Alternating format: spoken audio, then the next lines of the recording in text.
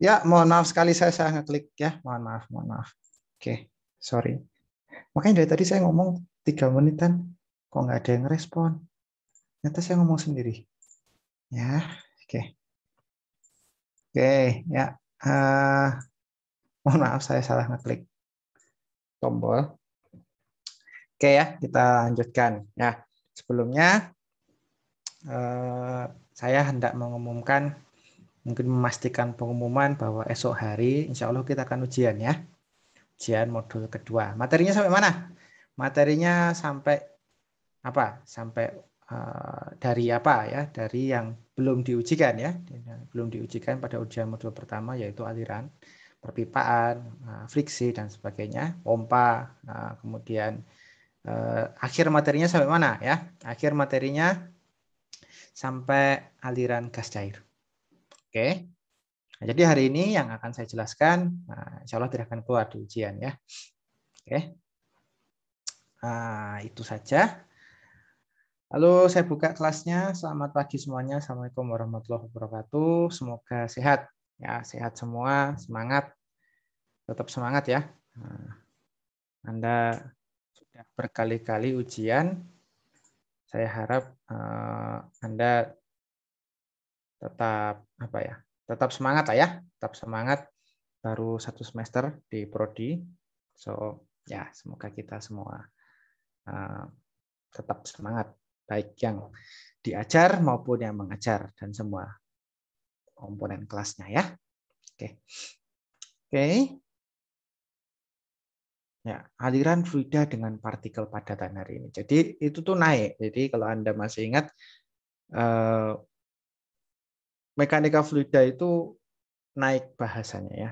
Nah, awal-awal itu bukan mekanika sebetulnya, ya, lebih ke statika fluida. Ya. Fluida statis diapain ya? Diam, diukur tekanannya, kemudian berapa gaya yang dilakukan fluida, apabila fluidanya diam, gitu ya. Kemudian naik lagi, ya, kok fluidanya bergerak gimana ya? Bergerak, tapi masih mematuhi fluida ideal ya dalam tanda kutip. Fluidanya masih bisa diprediksikan dengan hukum Bernoulli gitu ya. Oh, bagaimana kalau sekarang ada friksinya, nambah ya. Nah, kemudian Anda belajar bilangan tak berdimensi juga ya, sudah nambah. Nah, sampai ujung-ujungnya kemarin belajar banyak ya, belajar bahwa mekanika fluida itu untuk aliran yang tidak ideal itu tidak semudah itu dalam menghitungnya ya. Jadi kita menggunakan persamaan empirik ya kemarinnya ya, Lockhart-Martinelli ya. Nah, saya pilihkan kenapa Lockhart-Martinelli karena mudah ya. Tapi errornya besar, tapi ya mudah untuk mengajari Anda saja. Kalau yang lain-lain bisa lebih rumit nanti ya. Oke. Oke. Nah, sekarang kita menginjak ya, bukan menginjak. Kita memasuki ya aliran fluida dengan partikel padatan. Nah, sedikit lebih rumit ya. Sedikit lebih rumit tetapi pada dasarnya ya saya selalu berbicara dengan Anda kalau kita buat kotak di sini ya. Ya, di sini seperti ini bahasan kita mekanika fluida yang saya arsir di tengah ini. Sorry. Ya, di sini deterministik, yang sini adalah empirik ya.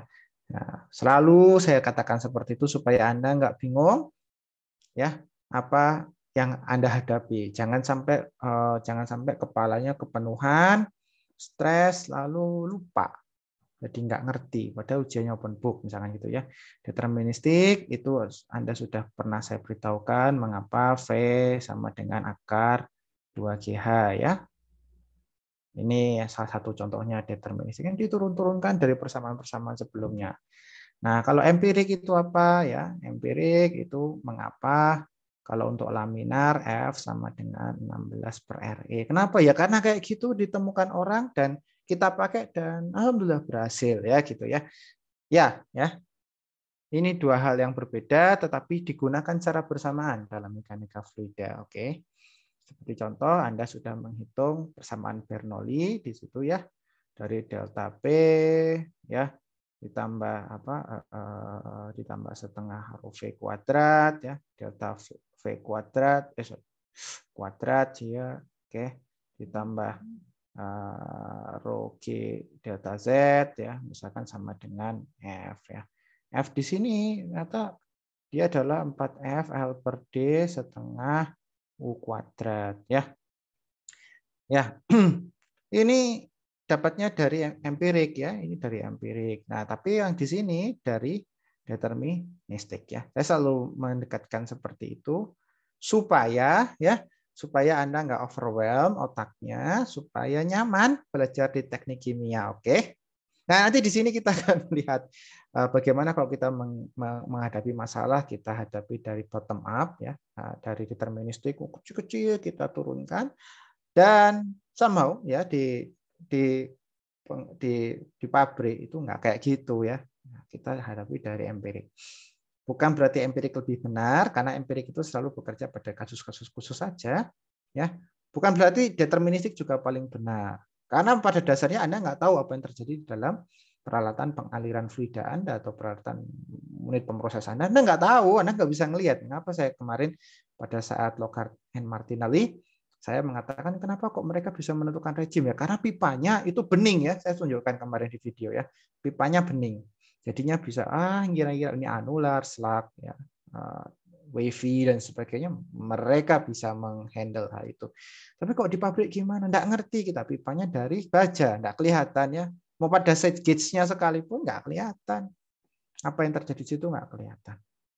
Maka dari itu kita dekat-dekati saja. Jadi selalu seperti ini ya, ada pendekatan deterministik dan pendekatan empirik yang kita gunakan secara bersama. Dan saya akan selalu tandai, oke? Sampai sini paham ya? Jadi jangan sampai overwhelm, jangan sampai penuh, akhirnya Anda mengalami stres ya. Jangan stres ya kalau belajar teknik kimia. Dimanapun ya jangan stres, karena stres nggak menolong ya. Oke, nah pabrik kimia, nah banyak ya aplikasinya ya. Aplikasinya apa saja sih? Ya tak zoom aja di sini ya. Nah, ini apa ini yang sebelah kiri? Atas ini adalah filter press ya. Filter press ya. Filter press cara kerjanya gimana ya, sama kayak Anda memfilter apa ya? Kopi kah? Tuh, siapa yang suka minum ini? Teh tubruk di sini. Teh tubruk. Siapa yang suka? Enggak, udah bukan zamannya, Pak. Kami Thai tea, Pak. Thai tea ya sekarang. Pakai boba. Anda pernah melihat ibu atau bapak Anda atau kakek nenek Anda ya mungkin sudah mendiang masak teh? Enggak pernah. Oke. Atau Anda pernah menyaring sesuatu ya? Ya pada dasarnya ini ya. Saya punya PR untuk Anda, tapi nggak usah dikumpulkan. Anda suka ngopi nggak? Ada yang suka ngopi? Ngopi non Starbucks, oke? Ngopinya pakai kapal api. Siapa suka ngopi pakai kapal api? Kami anak ITB, Pak. Ngopinya double shot espresso, Pak. Karena kurang nampol lagi kalau pakai kapal api. Yuk, saya punya PR untuk Anda. Beli kapal api yang paling klasik, paling murah. Oke. Oke. Lalu coba seduh. Ya. Oke. Diterima nggak PR-nya ini ya? Diterima ya? Paham ya? Coba seduh pakai air panas. Lalu Anda coba filtrasi dari situ. Pakai saringan. Oke. Paham ya? Nggak usah dikumpulkan. Nanti saya minta Anda, saya akan random check. Oke. Saya akan random check. Nanti saya tanya-tanya bagaimana itu ampas kopi itu apa gitu ya. Saya akan random check. Beneran. Mungkin pekan depan. Atau mau gunakan malam ini untuk kesempatan sekaligus belajar membeli kopi seduhan kapal api yang paling murah, paling jelek. Dalam tanda kutip ya. Paling jelek, paling banyak ampasnya. Saya minta Anda seduh kopi pakai itu ya. Seduh ya. Kopinya kalau misalkan nggak kuat kasih orang lain juga nggak apa-apa. Cuma saya ingin Anda seduh itu dan cek apa yang terjadi terhadap filtrasinya. Oke, ya suka atau tidak, pabrik kimia bukan pabrik kakek kita, ya, bukan pabrik ibu atau bapak kita, mungkin sebagian besar di sini. Jadi kita nggak bisa memilih proses apa yang kita handle. Oke. Nah, ini sebelah kiri filter press sederhana, kita menggunakan delta P ya sebagai apa ya? Driving force ya. Resistansnya itu partikel bukaan pori dalam filter cloth atau kain filtrasinya. Kalau driving force-nya delta P pasti. Seperti itu. Anda pasti sudah pernah belajar di NME ya. NME-nya yang ngajar siapa? Kalau nggak Pak Heri ya saya ya. Saya atau Pak Sibi atau Pak Fadli. Kalau Pak Sibi atau Pak Fadli itu pasti kok contohnya ada apa? Ada contoh filtrasi katalis. Pasti itu. Filter katalis Anda mungkin nggak kebayang ya. Cuman filter katalis kalau yang orang Jawa Timur itu tahu, ada yang tahu brem? Brem tahu ya? No? Brem basah itu clogging, benar-benar clogging. Itu very dense filter. Nah, itu benar-benar very dense cake ya, sangat dense itu. Itu nggak bisa lewat lagi airnya. Nah, itu terjadi di sini dan NME-nya itu benar-benar kadang-kadang bukan kadang-kadang ya, seringnya nggak close ya, nggak 100% bisa kita recover. Nah, itu terjadi di kasus industri. Ya. Oke, yang sebelah kanan ini ada rotary vacuum filter ya, bisa untuk bikin, saya kurang tahu, kertas kah? Ya, saya lupa ya. Atau biasa ini dipakai di industri bioproses. Nah, kalau industri bioproses itu kan material biologis ya. Nggak kuat dikasih tekanan 10 bar. Kalau yang kiri ini tekanannya 10 bar, 15 bar ya. Kencang tekanannya. Karena kita selalu bisa mengoperasikan apa? Filter itu same pressure different flow atau same flow increasing pressure gitu ya. Nah, nanti saya akan jelaskan ya. Ya seperti itu. Nah, ini di vakum. Kenapa nggak kuat material biologis ya? Material biologis nggak kuat kalau ditekan sampai 10 bar, nggak kuat ya. Rusak. Oke. Oke ya. Itu untuk wawasan dulu. Ini siklon. Ya, siklon. Siklon itu menggunakan gaya sentripetal ya, gaya sentripetal untuk memisahkan partikel yang lebih padat, yang lebih berat, lebih besar densitasnya ya dari aliran fluida ya. Nah, ini terjadi banyak ya kalau Anda misalkan ke saya nggak tahu, saya belum pernah ke pabrik. Saya pernah ke pabrik semen tapi belum pernah ngomong nanya, oh, Pak itu ada siklon atau enggak ya, karena saya nggak kepikiran waktu itu ya, sama kayak Anda waktu muda-muda gitu ya. Lihat pabrik yang penting diingat-ingat nanti makan siangnya gratis gitu ya, sama mahasiswa di mana saja sama. Nah, di pabrik semen semestinya ada ya, karena mereka banyak sekali debu ya, dan debu ini bahaya ya. Ya, ada namanya PM10 atau PM2.5 ya. Itu adalah partikulat yang punya diameter sekitar kalau nggak salah 10 mikron ya. Kalau masuk ke paru-paru Anda itu bahaya. Ya, dan itu bisa menjadi polusi meskipun tidak ada bahan kimia berbahaya. Anda cukup ya, Anda menyentuh silika itu tidak akan meninggal ya. Tapi kalau alveolus Anda menyentuh silika itu berbahaya buat Anda. Ya, seperti kalau ketika gunung meletus itu silika ada banyak di situ. Nah, sih pabrik semen bukan karena gunung meletus ya, tapi karena mereka memproduksi banyak silika atau banyak partikulat apapun ya, misalnya alumina dan yang lainnya. Nah, mereka pisahkan dengan hal ini. Ya, mereka mengatakan fly ash ya. S itu SiO2 biasanya. S itu abu itu SiO2. Oke. Oke, sekarang kita ke sini. Ya, ini sama juga. Mirip ya, settling chamber namanya. Ya, seperti itu ya. Karena yang berat ya, partikel yang berat itu pasti lebih dipengaruhi kalau Anda membuat neraca gaya ya, Anda membuat neraca gaya di sini pasti F sama dengan M kali G ya. Semakin besar M-nya pasti gaya beratnya semakin terasa ya. Meskipun ada gaya shear force-nya, ada gaya gesernya, ada pressure force-nya dari kiri kanan dan sebagainya, tapi kalau dia berat, maka resultannya akan ke bawah. Sebetulnya seperti itu ya. Sebetulnya seperti itu. Ya, jadi ya Anda pasti akan menjumpainya ya. Menjumpai ya. Ya gimana caranya ya? Bagaimana cara kita mendesainnya? Nah, itu. Ya, nanti saya jelaskan. engineering, khususnya teknik kimia, itu ilmunya tidak 1 dan 0 ya. Jadi seringnya kita ada dulu baru kita sesuaikan seperti itu. Seringnya kita bukan mendesain dari nol lalu kita buat pabrik, enggak. Seringnya kita itu ada alat apa yang bisa kita pakai, tujuan kita apa, kita lakukan optimasi di situ ya. Jadi itu seperti teknik kimia seperti itu. Di mana saja ya, seperti itu ya. Oke, kecuali Anda mau riset yang dekat dengan chemistry ya, misalkan bidang polimer atau katalis. Nah, itu buat dari nol ya. Oke. Nah, ini kembali lagi. Nah, ini ya. Internal pack column. Loh, Pak, ini berarti di sini ada cairan padatnya. Enggak, di sini ya cairan itu dilewatkan padatan. Padatannya apa ya? Pack column itu ya. Nanti kalau Anda nanti misalkan luring, insya Allah tahun depan kalau tek luring, ketemu modul namanya KGC. KGC, kontaktor gas cair. Itu ya itu mengontak-ontakkan saja gas udara dengan cairan ya. Ya itu yang Anda pelajari Lockhart Martinelli itu ya di utak-atik di situ. Itu ya. Nah, itu ya. Nah, kalau ini bagaimana Anda kan gini.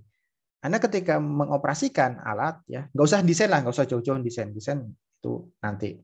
Anda mengoperasikan alat pasti ada trade off ya. Nah, di teknik kimia itu pasti ada trade off. Kalau kita sedang membahas mekanika fluida ada trade off. Saya selalu kalau ngajar dimanapun saya selalu ngomong ada trade off. Ini kenapa? Ini namanya seesaw effect atau efek jungkat-jungkit ya, trade off. Ya di sini ini delta P, yang di sini pasti performa. Ya nggak semua, tapi sebagian besar seperti itu. Seperti contoh ya, saya belum mau ngomong katalis karena Anda belum dapat teknik reaksi kimia ya. Seperti contoh di sini, ini pemisahan, efisiensi pemisahan misalkan di sini alat ini ya. Kalau di sini saya kasih banyak pemecah aliran, di sini saya kasih kontaktor yang banyak, packing yang besar, pasti apa yang terjadi? Delta P-nya naik kan? Karena lintasannya makin panjang. Kalau ini kita punya panjangnya taruhlah L 10 meter, L real dari si fluida Anda bisa lebih dari 10 meter ya, lebih dari 10 meter, bisa 11, 12, 14, 15 meter, dia kebelok-belok dan kehilangan energinya lebih besar. Nah, tetap ujung-ujungnya kan duit ya, teknik kimia pasti ujung-ujungnya duit, sama teknik manapun juga sama, tetapi kita harus mengoptimasinya ya. Nah, performa nanti Anda akan hitung di mata kuliah tingkat 3 nanti ya, di proses pemisahan ya, misalkan seperti itu ya. Sebentar ya. Oke, pasti akan seperti itu ya, pasti akan menghadapi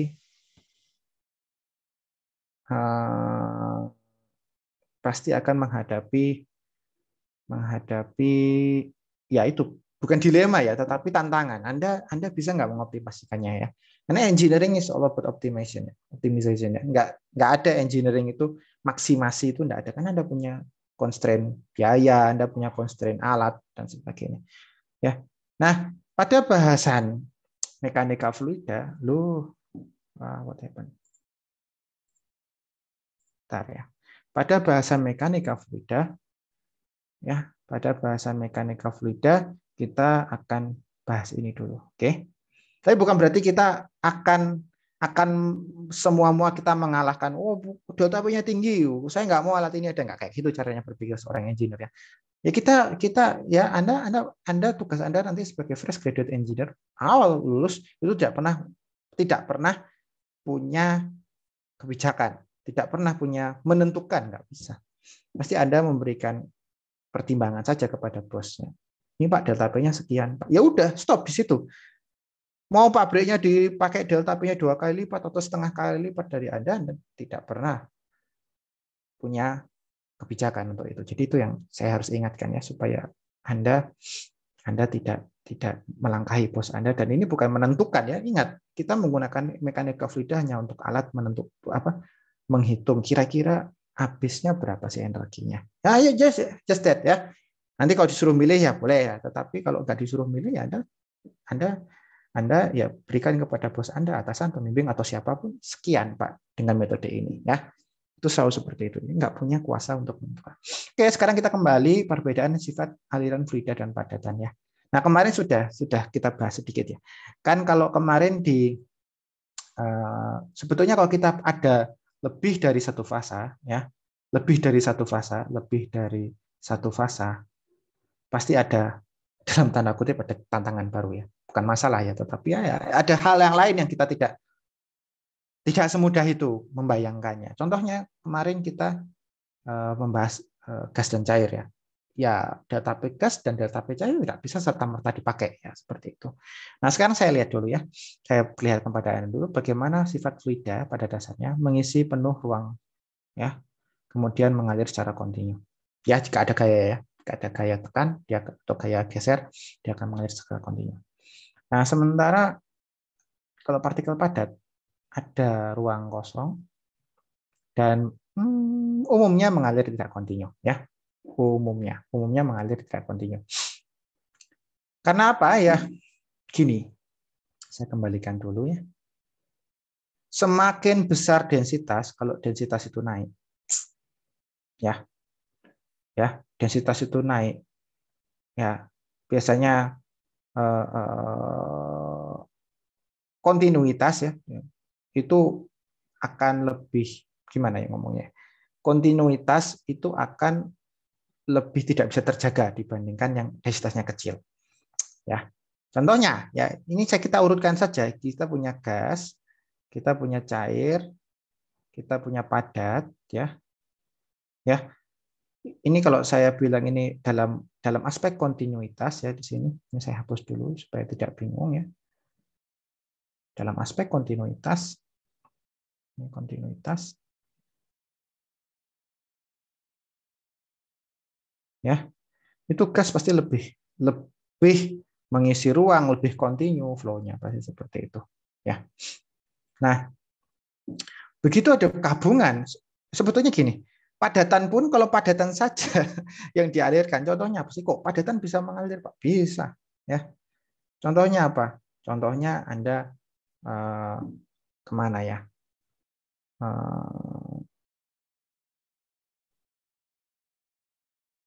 Anda tahu gletser nggak? Ya meskipun ada cairannya dikit sih, cuman gletser tahu nggak? Gletser, ada sungai gletser ya. Itu padatan gas, es itu ya, butiran-butiran. Terus apalagi? Kalau Anda mengalirkan apa ya? Apa ya?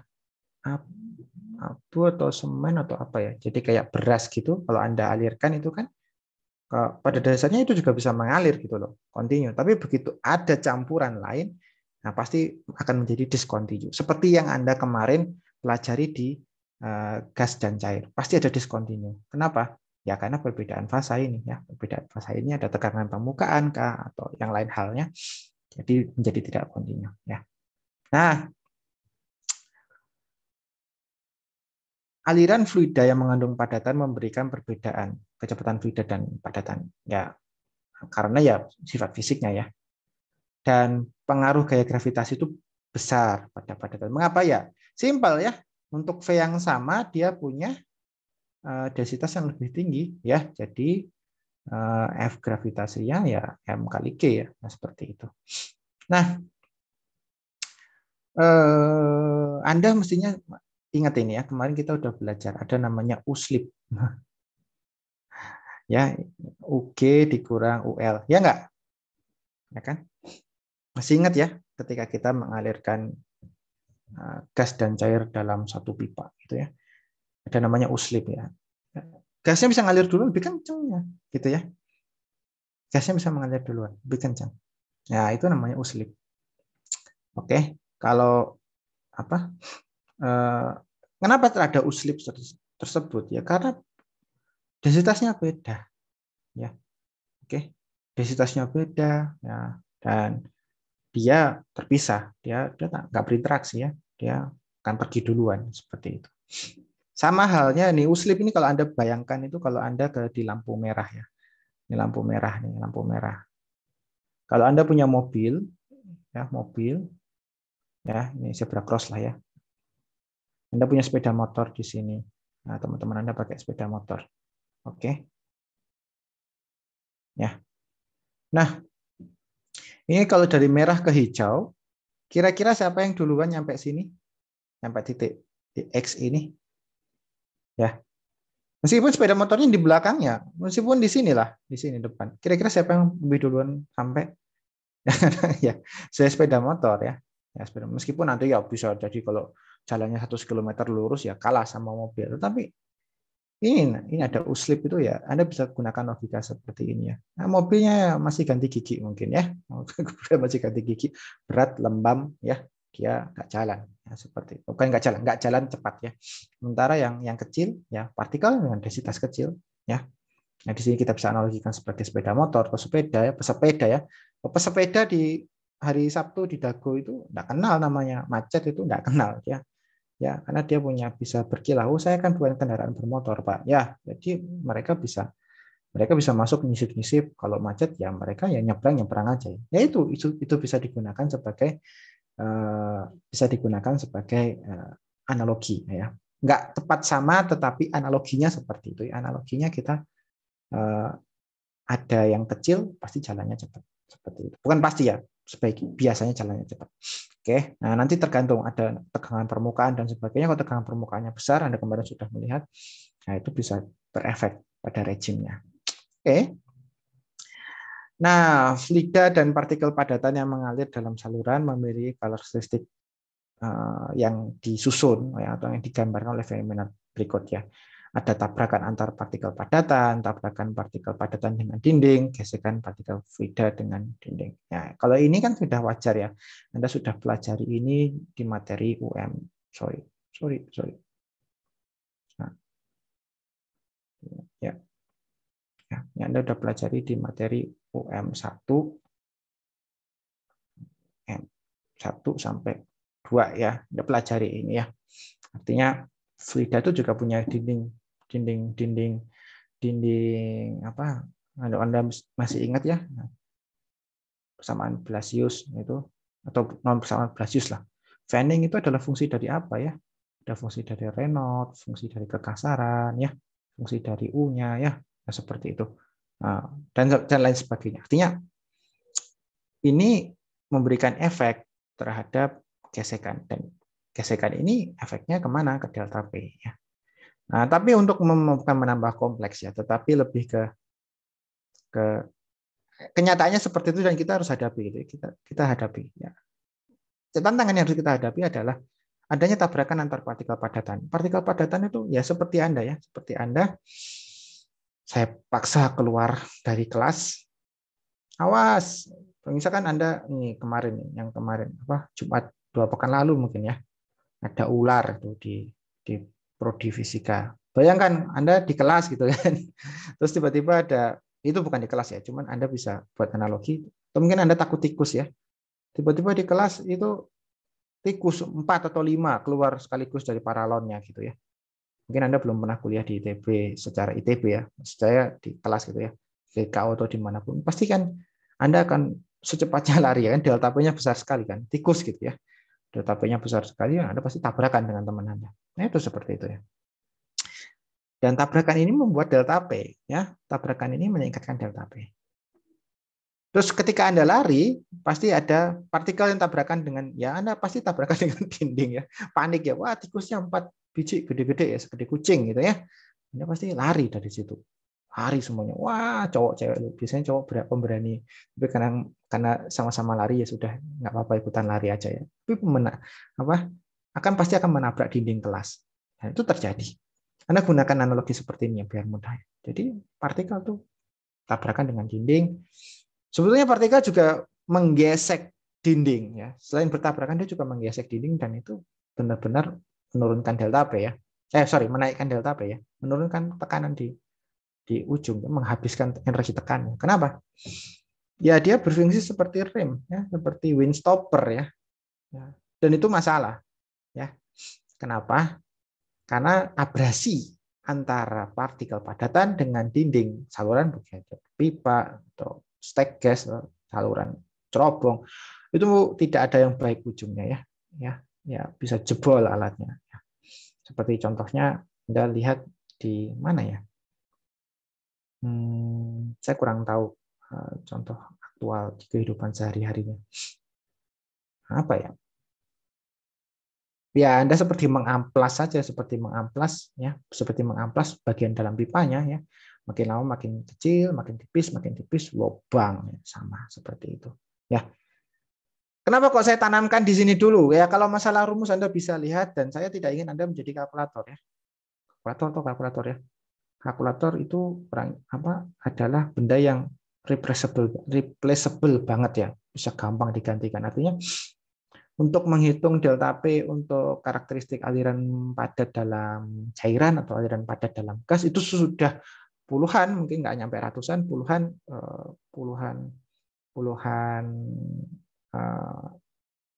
ilmuwan sudah mengembangkannya. Jadi nggak cuma Anda bisa memecahkan satu, jangan terlalu bangga. Wih, saya bisa nih pakai korelasi. Misalkan pakai persamaan ergun gitu. Ya, saya sudah bangga pakai ergun, tapi kan ergun itu pun banyak asumsinya dan nggak setiap saat berjalan gitu ya. Nah, pakai persamaan yang lain ya bisa jadi itu.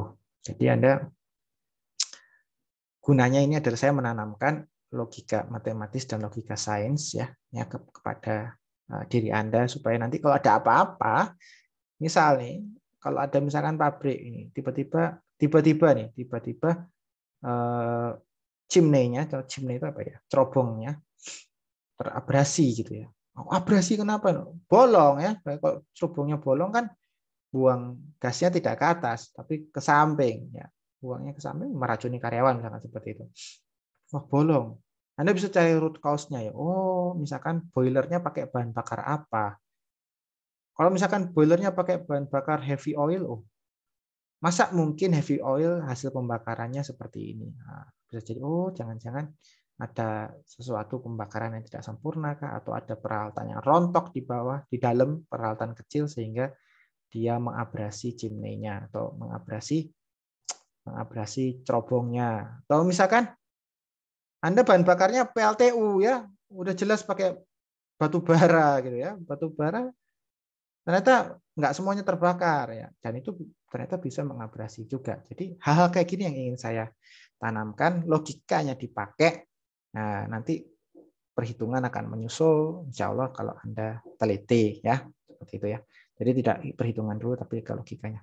Oke ya, ada kalau contoh kondisi pergerakan partikel dalam fluida ya. Nah, partikel diam, fluida bergerak. Contohnya apa? Filtrasi, ya, katalis, pabrik, ya. Kemudian partikel bergerak dalam fluida diam. Oh, bisa ya? Ya bisa saja. Misalkan kita apa ya? Mungkin saya kurang tahu ini. Apakah ada partikel bergerak fluida diam? Mungkin elektromagnetik, saya kurang tahu. Artinya bisa seperti itu juga. Kemudian partikel dan fluida bergerak berlawanan, Anda tahu di sini, dan partikel dan fluida bergerak dalam arah yang sama. Artinya ya seperti tadi ya, seperti asap dari PLTU gitu ya. Pasti itu mengandung partikulat itu ya. Anda harus hadapi hal itu. Oke. Nah, ini yang saya mau tanamkan kepada Anda bahwa tantangan itu selalu ada, dan ketika kita bertemu dengan beda fasa, apalagi beda fasanya satunya padatan, satunya gas, nah itu tantangannya banyak ya. Oke ya, sampai sini paham ya, semoga paham, masih cerita. Nah, ada beberapa tipe sebetulnya ya. Partikel interaksinya bergerak dengan kecepatan konstan dalam medan kecepatan fluida yang seragam ya. Iya, jadi konstan gitu ya. Contohnya apa ya? Contohnya ya apa ya? Anda bisa bayangkan dalam satu pipa tersebut ada mungkin konstan debu yang dihasilkan kan seperti kecepatannya konstannya. Kemudian ini bergerak dengan percepatan konstan ya, seperti itu ya. Nah, percepatannya konstan, jadinya naik ya kecepatannya, naik atau turun ya. Nah, kemudian partikel bergerak dengan kecepatan konstan dalam medan kecepatan fluida yang tidak seragam. Nah, contohnya fluidisasi. Ya. Nah, ini misalkan bergerak dengan secara rotasi ya. Nah, contohnya pada siklon ya, siklon. Oke, contohnya siklon. Nah, itu. Kalau yang ini apa ya? Ini fluidisasi lah ya, contohnya fluidisasi.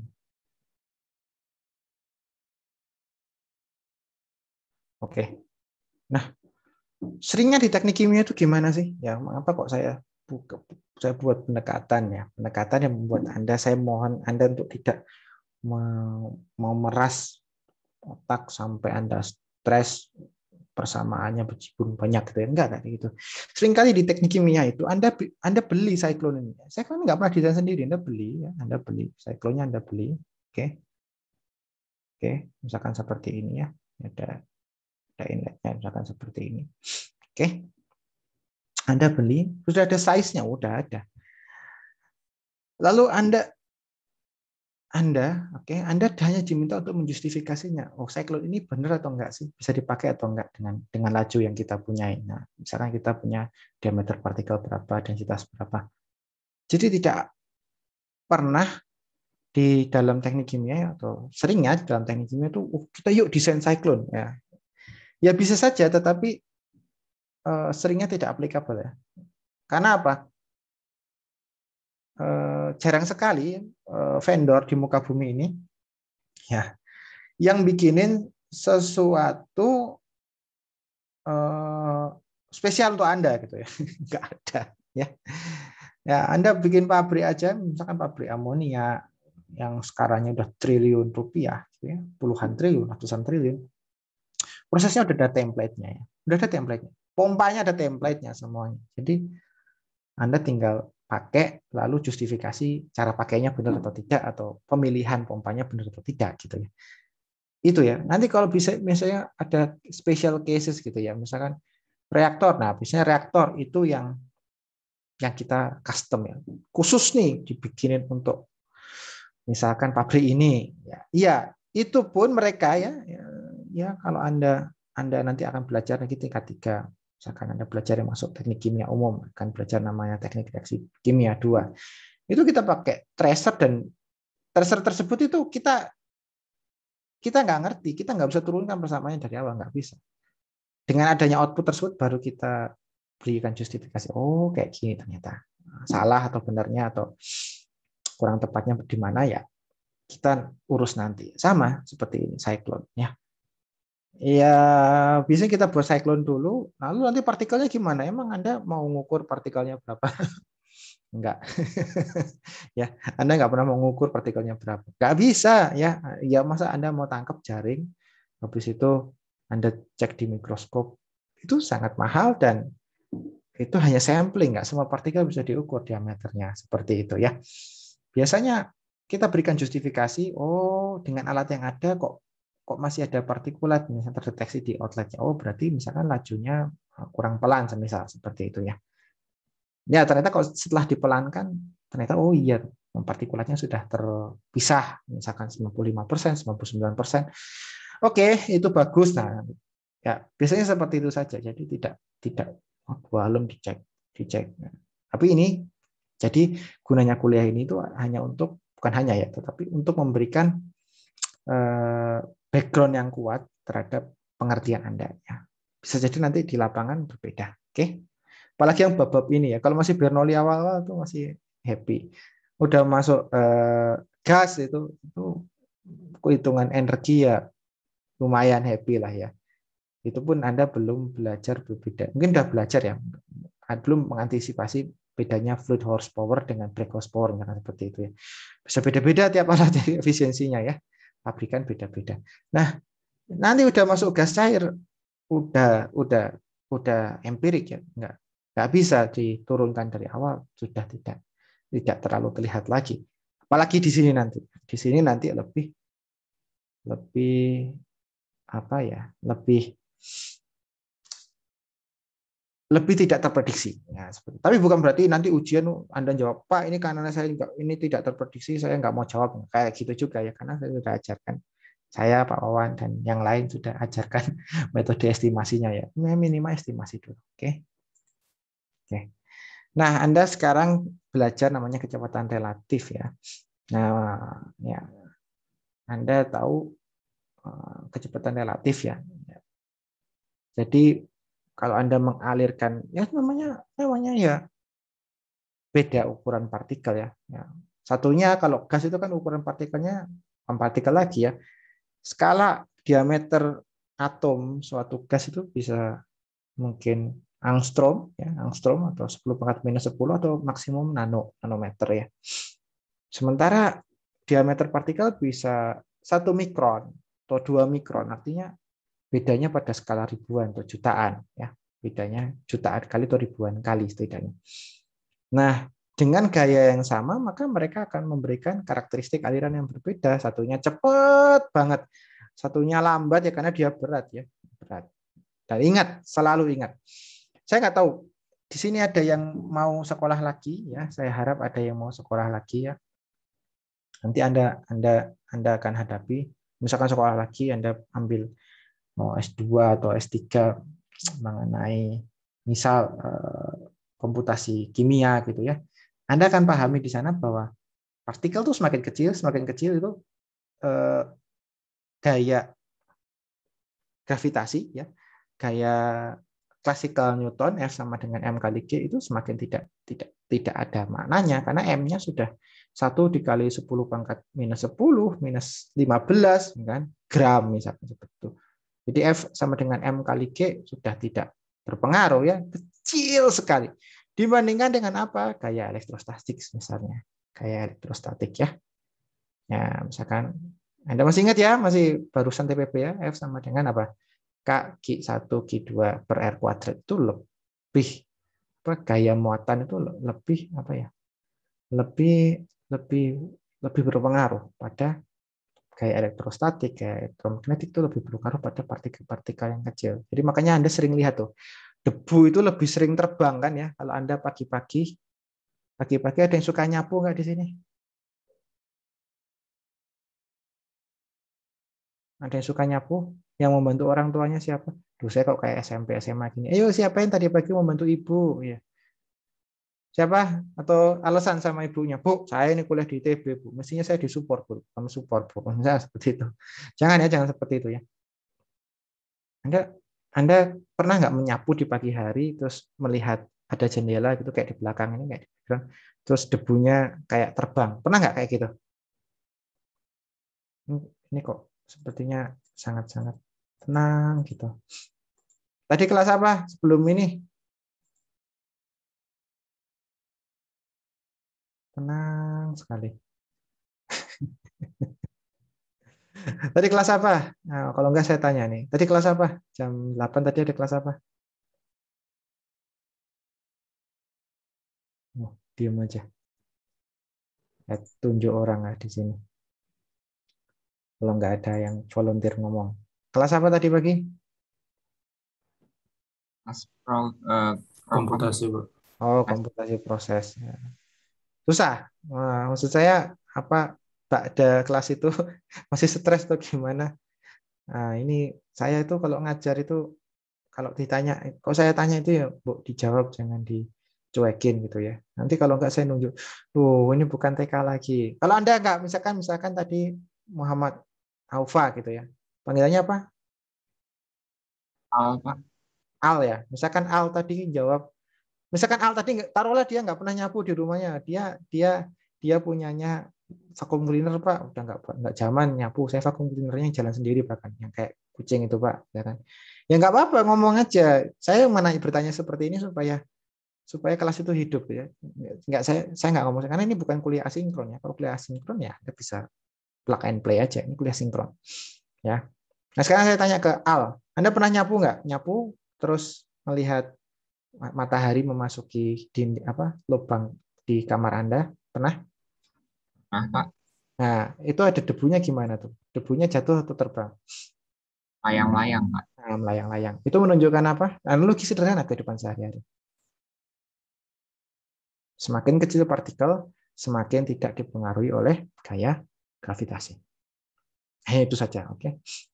Makanya nanti kita ada alat siklon, ada alat apapun di situ untuk memagnifikasi ya, meningkatkan perbedaan apa ya? Memagnifikasi pengaruh dari partikelnya. Karena kalau partikel biasa ya, partikel biasa diameter 1 mikron Anda diamkan dalam tabung gas, ya dia tetap terbang gitu loh. Mungkin 10 tahun atau 5 tahun lagi dia akan settle down gitu ya.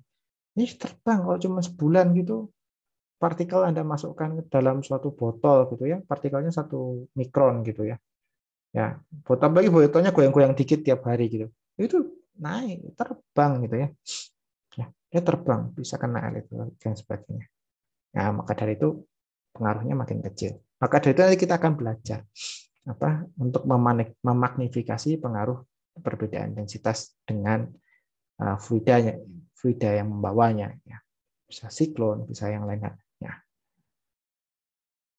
Oke, ya ini sekarang uslip ya. Seperti yang Anda telah pelajari bahwa kalau Anda mengalirkan 2 zat yang immiscible ya. Immiscible tahu ya bedanya immiscible sama insoluble ya. Immiscible yang benar-benar tidak tercampur, densitasnya berbeda ya. Itu pasti ada namanya slip ya. Artinya dia pasti ada yang pergi duluan. Oke. Itu saja.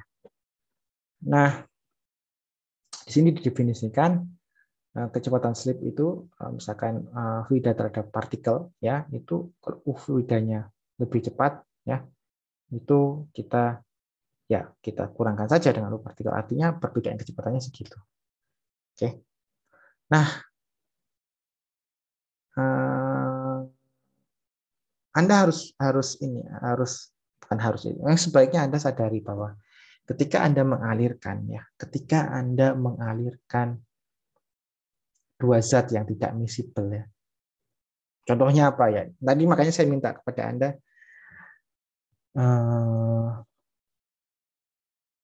seduh kopi kapal api yang ya kopi apapun ya, saya nggak mau jualan kapal api, kopi apapun ya, kopi yang jelek, yang benar-benar kopi zaman dulu ya, yang tubruk ya, kopi tubruk gitu ya, kan jelek ya, kopi klasikal saya bilang seperti itu Anda mestinya sadari bahwa ketika Anda mengaduknya ya, ketika Anda mengaduk dari kopi tersebut, maka kecepatan linearnya si airnya, air panas Anda dibandingkan kecepatan linear partikel itu pasti beda. Dan makin lama gimana? Pasti perbedaannya makin meningkat. Ketika Anda angkat pengaduknya, Anda aduk gitu, Anda angkat pengaduknya, pasti berbeda. Uslipnya, ya, UFP-nya pasti makin meningkat. Dengan menggunakan logika tersebut, ya, Anda mestinya berpikir ketika gimana caranya, misalkan memisahkan nih partikulat dari pabrik kita, misalkan pabrik kita. Kalau jarak pemisahnya 1 meter nih, misalkan saya gambarkan di sini. Misalnya kita pakai settling chamber. Misalkan ini panjangnya 1 meter ya, misalkan sinilah gini ya. Ini misalkan ini panjangnya 1 meter. Ternyata efisiensi pemisahan cuma 50%. Artinya kita punya di sini partikel misalkan X gram per meter kubik, di sini hanya menjadi setengah X gram per meter kubik. Ini 1 meter. Lalu apa yang Anda lakukan? Pasti ada dua opsinya ya. Ya, saya bawa ke kiri ya. Opsi yang pertama itu yang meningkatkan capex atau capital expenditure. Ini 1 meter, kita perpanjang 2 meter. Ya, seperti ini. Oke, perpanjang 2 meter gimana? Ya pasti efisiensi pemisahan naik ya. Naik. Atau apa yang harus kita lakukan? Ya sudah, kita turunkan kecepatannya ya. Di sini pendekatan yang kedua, kita turunkan kecepatan superficialnya. Oke. Ini tetap 1 meter, tetapi kita turunkan kecepatan. U-nya diturunkan. Atau lebih cerdas lagi, yuk kita bongkar yang lama, lalu kita buatkan jalur-jalur baru. Jadi di sini kita buatkan jalur-jalur seperti ini ya. Nah, misalkan seperti inilah ya.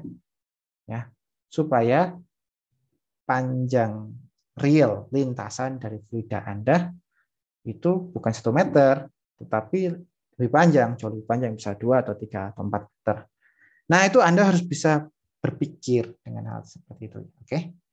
Jadi tidak hanya kalau ini bagi persamaan ini, enggak, tapi di balik itu kita pakai apa. Oke? Oke, saya sudahi pertemuan kita ya. sampai kecepatan relatif ya.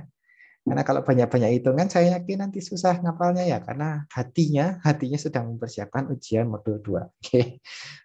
Sampai sini ada yang ditanyakan mengenai aplikasi real, misalkan aliran fluida dengan padatan seperti itu, atau hal yang lain yang kita bahas pada kuliah hari ini. Ada yang ditanyakan?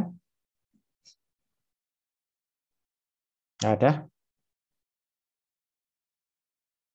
Ya, udah ya, jelas ya. Saya harap jelas. Kita ketemu lagi besok ya. Besok jam 7. Wah, enak tuh. Saya senang tuh kok ujian pagi jam 7 tuh, otaknya masih seger. Jadi ibaratnya ujiannya sambil belajar dalam tanda kutip ya, baru belajar saat ujian biasanya nilainya bagus-bagus ya. Artinya otaknya seger, kreativitasnya meningkat ya. Oke, sekian dari saya. Saya tutup saja kuliah pagi ini. Terima kasih banyak atas atensinya. Kita ketemu lagi besok pagi jam 7 ya, persiapan ujian. Terima kasih. Wassalamualaikum warahmatullahi wabarakatuh. Terima kasih. Selamat pagi. Waalaikumsalam. Selamat pagi, Pak. Pak. Terima kasih.